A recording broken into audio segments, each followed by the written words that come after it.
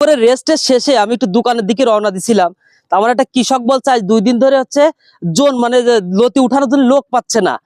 আসলে আমরা একটু যদি ফোকাস করি, অবস্থা দেখেন, মানে যে লোকই আসতেছে সেই লোকই বলে পালাচ্ছে। আমরা টোটাল লতিরাজ কচুর ক্ষেতটা ঘুরে দেখাই দেবো। এই লতিরাজ কচুর ক্ষেতটা হচ্ছে আমাদের হলদা গ্রামের লতিফ কাজী, যশোর বাগারপাড়া হলদা গ্রাম, জোরপুর ইউনিয়ন।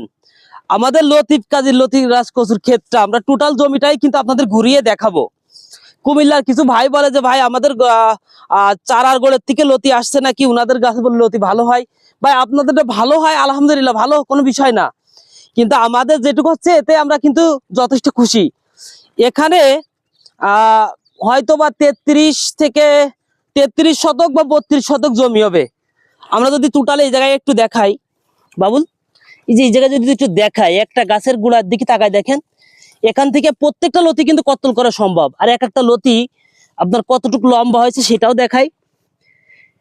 1-2 হাতেও হয়ে বাইসে যাচ্ছে এক একটা লতি। অবস্থা দেখেন, রাস্তার একদম টোটালে দেখেন, কৃষক কিন্তু লতি ঢেকে রাখছে।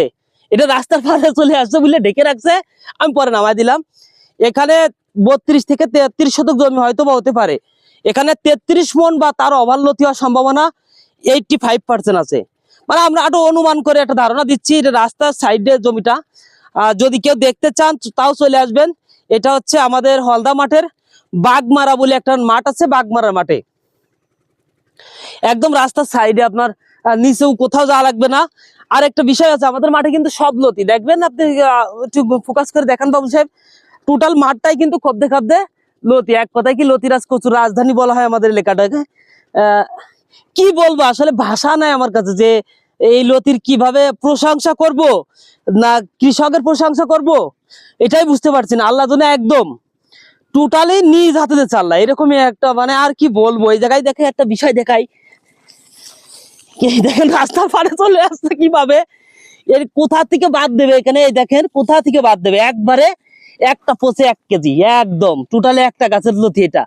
আর ওই পাশে 4-5টা একদম টোটালে, এক পাশে না কিন্তু, এটা একদম টোটালে 4 পাশে। অবস্থা দেখছেন এরকম, মানে আর এ টু জেড টোটাল ক্ষেতটাই কিন্তু এরকম। এখান দিয়ে যে গাড়িওয়ালা যাচ্ছে বা ভ্যানওয়ালা যাচ্ছে সবাই কিন্তু ইয়ে করছে, গাড়ি থামিয়ে ভিডিও করার চেষ্টা করতেছে।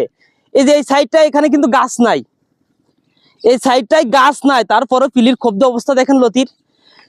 কৃষক না পেরে দেখেন একটা কাকতালীয় বানাই দিয়েছে, যাতে মানুষের চোখ লাগে বা অন্য কোনো সমস্যার জন্য, যে বিভিন্ন কুসংস্কার আছে এর জন্য। আমরা টোটাল ক্ষেতটাই দেখানোর চেষ্টা করব, যদিও ভিডিওটা লং হবে, সবাই পাশে থাকবেন। এর মাঝে ভিডিওটা দেখতে দেখতে ভালো লাগলেও ভালো লাগলে সাবস্ক্রাইবার করে দিবেন।